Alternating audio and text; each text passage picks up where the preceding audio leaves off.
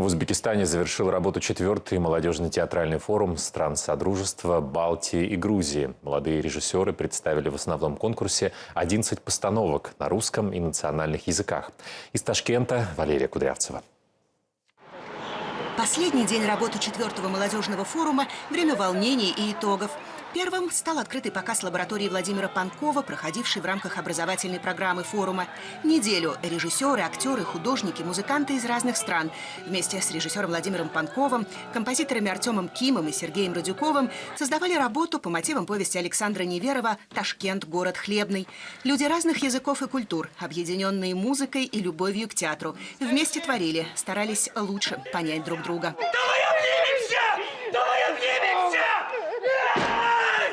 Это какая-то команда мечты. Это уже какой-то целый караван, который из одной лаборатории путешествует в другую лабораторию.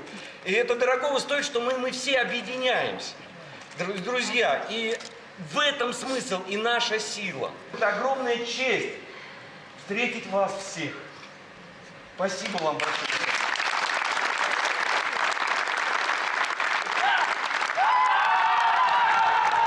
Самое важное – это теплота и знания, которые ты берешь здесь. Не хочу прощаться, хочу еще раз увидеться со всеми. Хочу, чтобы еще была такая практика, такая лаборатория. Последнее событие 4-го молодежного театрального форума проходит в Большом театре Узбекистана. В торжественной обстановке жюри предстоит объявить победителей смотра. Главный приз для спектакля, который будет признан лучшим – заветный. Участие в 16-м международном театральном фестивале имени Чехова в Москве. Накануне жюри заседало допоздна, делая свой непростой выбор в обсуждениях и спорах. Кому же достанутся бронзовый, серебряный и золотой зонтики – призы форума. Достаточно мы мирно это все сделали. Не единогласно, но мирно. По поводу первой премии и второй. Первой, второй, третьей как-то у нас была более единогласно. Золотой зонтик у спектакля из Украины «Папа, ты меня любил» режиссера Стаса Жиркова по пьесе белорусского драматурга Дмитрия Богославского. Совместный проект двух стран стал возможен потому, что когда-то Жирков и Богославский встретились на международном театральном форуме. Эта статуэтка через все наши сложные пути и границы обязательно доберется в Киев, в театр «Золотые ворота». Серебряный зонтик у работы Марат Сад, режиссера-дебютанта из Грузии Сабы Асламазишвили по пьесе Петера Вайса. Эта работа Асламазишвили была номинирована сразу на 2 грузинские театральные премии. И вот международное признание.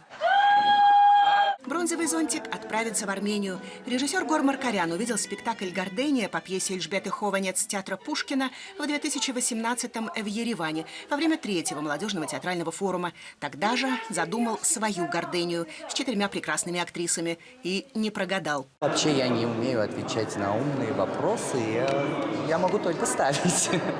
Почти золотой, но бронзовый. Призовые зонтики разлетаются по странам. Организаторы празднуют победу. В очень непростое время провести масштабный международный форум. Большое дело. Счастью к нашему огромному. Опасения наши были напрасно. Все приехали, праздник состоялся, были полные залы. Это огромный успех. Какие новые совместные проекты родятся из встреч нынешнего смотра? Ответы через 3 года на 5-м молодежном театральном форуме стран Содружества Балтии и Грузии.